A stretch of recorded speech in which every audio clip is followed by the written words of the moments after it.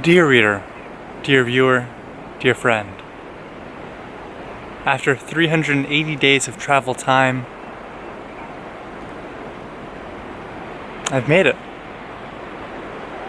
Behind me is Cape Flattery, or I suppose I'm currently on Cape Flattery, at the end of the Great American Zig-Zag.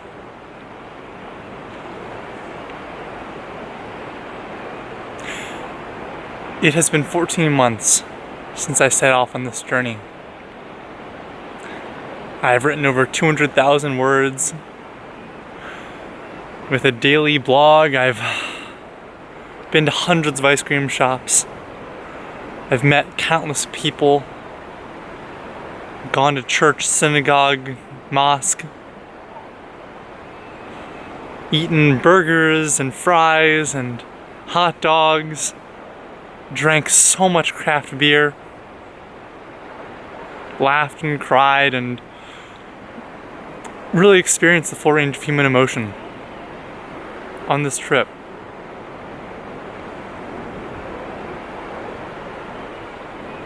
And now it's the end. And now the Zig-Zag is over. After this, I'll hop back in my car and return home. 2 hours and 5 days is what Google is telling me. With charging time included, of course.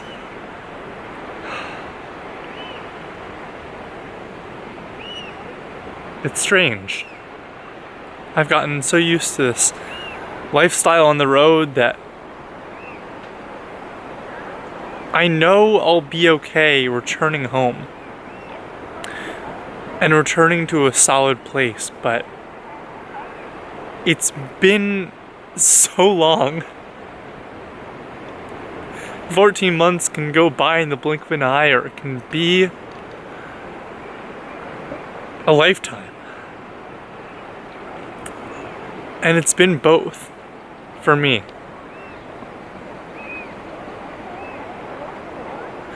I really want to reflect on the word home, because I think that's what this trip has taught me most. That home is so important. To have a place where you can really feel safe and comfortable.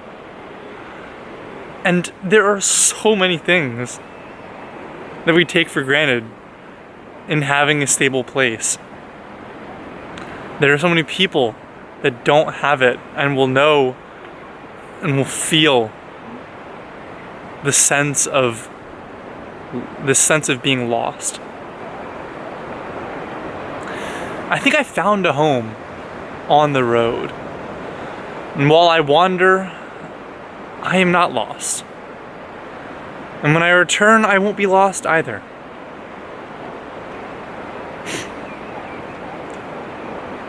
Everyone just wants to have a place they can feel safe and comfortable. Everyone wants to make their communities a place where they can feel safe and comfortable. Home goes beyond four walls. I think as Americans, we're inclined to believe in an individualistic mindset. The homesteader, the prepper, the lodge in the woods. That is our notion of safety and homeness, but I think that's an idealized version of what home could be, a step beyond when we don't feel within our communities. But I think when we have a community that we connect with and that we want to be in, we don't care about the lodge in the woods. We'll go there for vacation, but to be alone, to be outside of a community, while good for some, is not the base state of wanting. it really has shown itself so many times over that we rely on other people. Doesn't matter who or what, everything that we have in this nation is tied together in some way. The grocery stores that you shop at need logistical supply chains from other nations, from domestic shipping lines, from other corporations, this tangled web just to get food. The buildings in your community, imported materials, or a team had to dig it from the soil to bring up into a construction. There's so much around us, everything around us, that is built by others for us.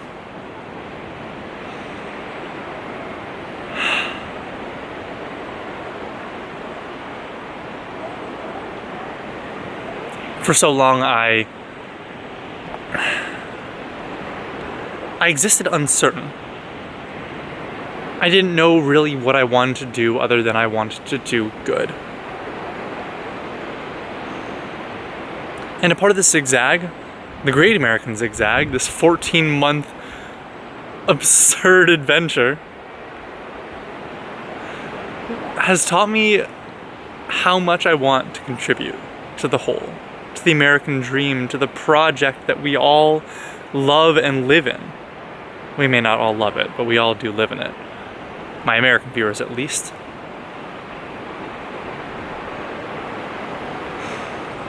I set off on this trip with the mission of finding the answers. Not to life, the universe, and everything, but to how we communicate, how we see each other, how we find information, and how we act with that information. Who the trusted sources are, who the people involved are, who the stakeholders are, who is going up at community meetings and talking. And it's not one person. I thought it would be one demographic, like the retired community, but no. It's anyone and everyone who is engaged and impassioned about something. There was a man at a community council meeting that I think about frequently. His friend died in a car crash. He was a pedestrian. And he stood up in front of the community council, shaking. He stated aloud he had no public speaking experience, but felt this important to share, that he wanted better safety for those driving along the main street and for the pedestrians. He didn't know how or what he wanted, he just wanted something to change. He suggested stop signs and slow signs and speed bumps and other forms of traffic control. But his most compelling argument was his voice. It didn't need to be professional. It didn't need to be a lobbyist whispering in the ear of a congressional candidate. It was just a person, devastated at a loss of his friend, wanting to make his community feel safer for him and subsequently others.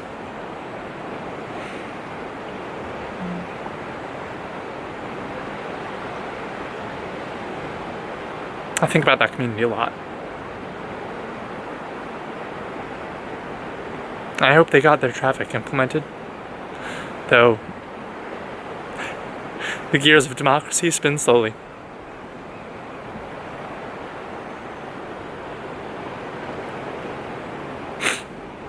It's been so long. I try to make a point not to cry on camera because I think most people crying on camera are fake. But I want to do this in one take, so I'll leave it in.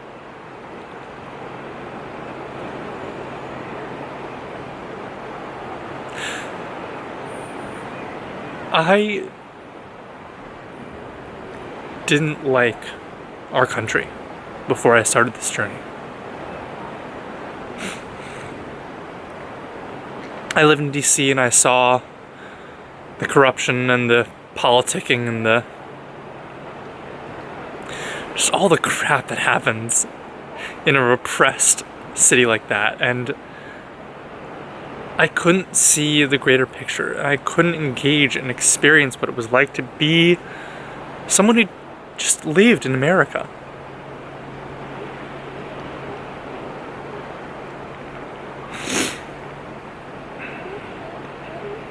And I think the love that I've gained, the capacity to see that we are not a statistic or a color on a map.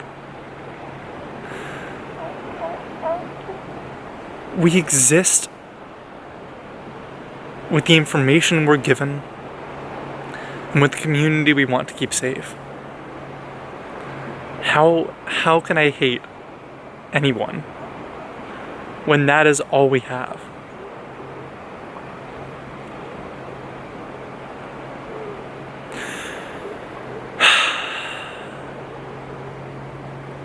The zigzag is over. This is the end. So what have I learned? Well, I've learned to appreciate a view when I see one. I've learned that we have so much more capacity than we're led to believe. There's been this trend of doomerism, to put into mild words. This trend to lead us to believe that we don't have what it takes to make change. But I've learned that change is possible. Anywhere and everywhere, by anyone, for any reason. I may not agree with the changes that are proposed. I may not agree with the people proposing the changes. But it's all good. In one way or another. So long as it's used for good. I mean, naturally we have to discount the, extremist beliefs and those that seek to do harm within their requests. But most people that exist don't seek harm in their requests.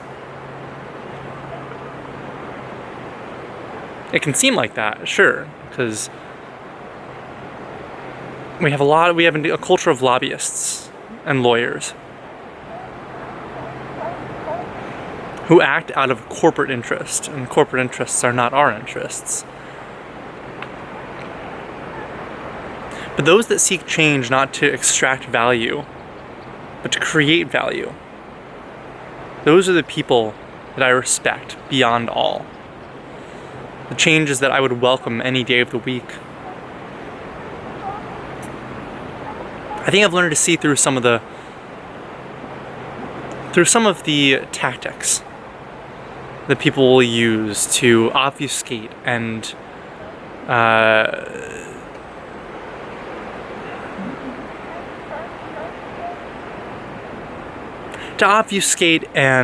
put down good notions. It saddens me that there are people out there that will work for unjust goals and unjust means. But I also understand that they are people and they have to feed their families, or they have to feed themselves, or they have to feed a pit in their hearts telling them that money is the most important thing, or they have to feed a notion that they can't change because they're too far in.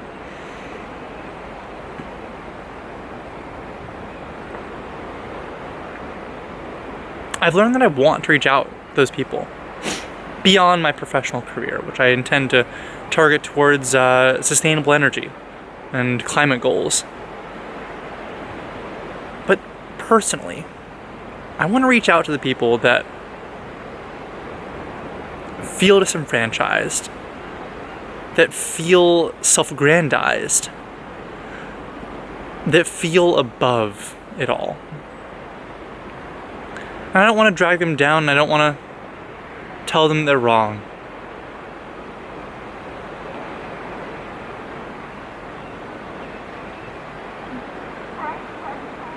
I want to try and accept everyone.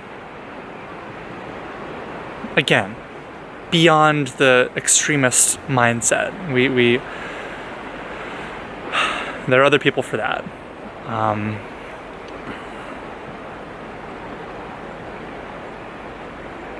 Yeah.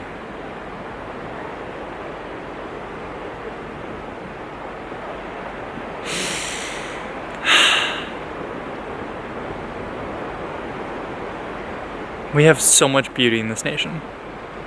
As you just saw from the sweeping panoramic shots I showed you of Cape Flattery and the Pacific Ocean.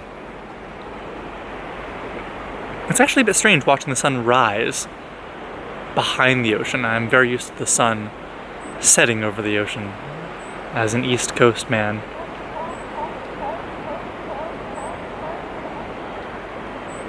But you would not believe the things that I have seen for our natural beauty on the course of this trip.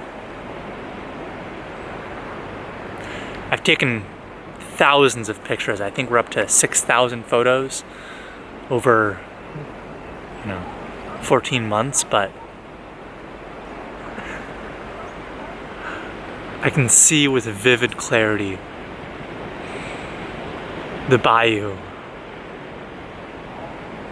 and the Everglades and the Great Plains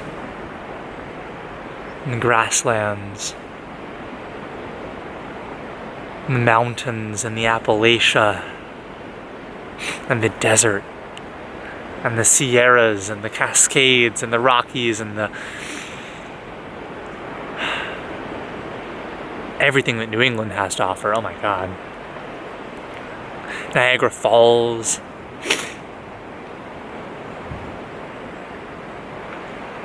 Ithaca Gorges. East Coast old growth. It's so rare. We have, I think 98% of East Coast forests have been logged at one point or other in the last 200 to 300 years. And to have the privilege of walking through those ancient woods and seeing these trees with gigantic roots, bulbous trunks, and alien structures weaving their tangled branches around. It is a joy and a privilege to have been able to witness it.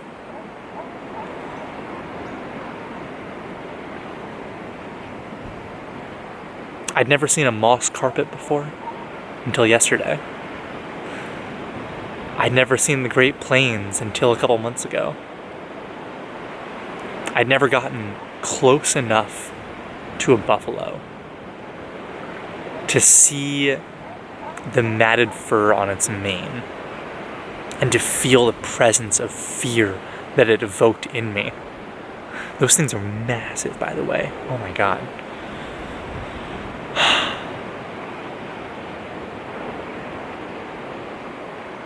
We have such a large nation. I've driven 60,000 miles. Can you imagine that? That is several times around the world. 60,000 miles. In all my life, I don't think I've ever gone that far on land. Sure, I've flown across the world a couple times, so that's probably, lifetime travel similar, but you don't really get a sense of the scope and the scale until you do it yourself. In a car, 65 miles an hour, driving. It's massive. to go to every single one of the mainland 48 states, 9 Canadian provinces, 2 Mexican states. It's a lot. And all of it in this crazy idea of Zig-Zag I had one day when I didn't get into the Forest Corps. How absurd. How genuinely silly to have done it. And on a pretty tight budget too. Many people have asked me along this trip, well, how are you funding this? And I always reply with my own funds. And they seem shocked until I tell them that I sleep in my car and I eat canned beans for dinner. I'm not saying it's a glamorous lifestyle. The concessions that I've made to exist for 14 months on this trip have been slightly tortuous. Self-imposed. I'm not blaming anyone else for it. This was entirely my idea, but if you want to go, to leave your environment, to leave your bubble, and explore and understand what this nation has to offer, I can tell you what it costs. Around $15,000. You'll need a vehicle, of course, to drive around. I bought mine for $20,000, so all in all, we're looking at about $35,000. This is after tax.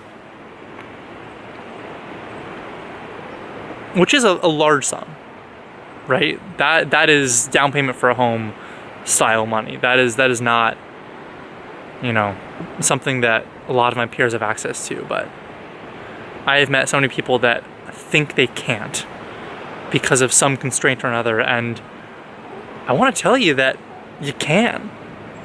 Our roads are taxpayer subsidized. You are a taxpayer.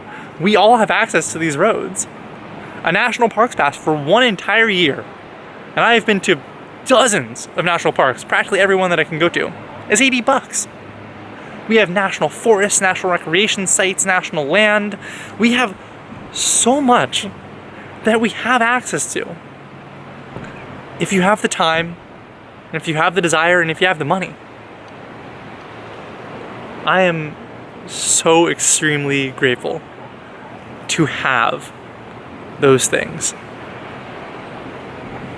And while I have depleted my coffers a little bit, I need to get a job after this. You could totally do this while working, right? Startling, because I think $60 a month. I don't love the service because I think it's a bit unreliable, but hey, a lot of people do it, and it works well. You could buy a camper van and backpack across the states. There are so many free campsites. You can just park your car at overnight.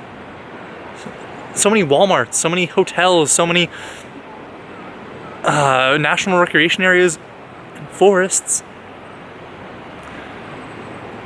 You don't need to live an extravagant life if you want to live on the road. You can do it. It's possible. It's not easy.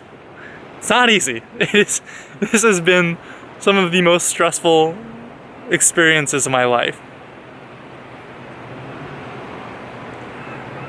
But the joy that you see across the nation, it's priceless. It's something that you cannot even begin to wrap your head around until you've done it. You can have notions of who the people are and how they interact, but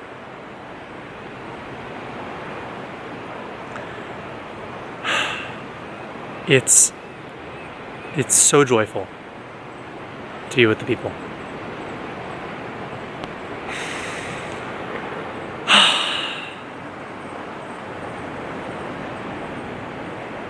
I'm sure I'll have more to say in the future. I plan to do a short series called Reintegration, where I write about, you know, coming back to live in a home after so long on the road. But in terms of the daily blogs, the monthly articles, and the ice cream reviews, that's it. It's the end. I'll probably do some more stuff around ice cream, but I'll probably write some more just as a manner of my own fun, but now it's time to get a job. To go back into the wider world knowing more than I ever thought I could. Experiencing more than I conceived of at 26. So to everyone watching, to all those who have read my blog, whether you were day 0 or this is far in the future, I thank you sincerely for coming along for the ride. I really could not have done it without you. So thank you. And goodbye.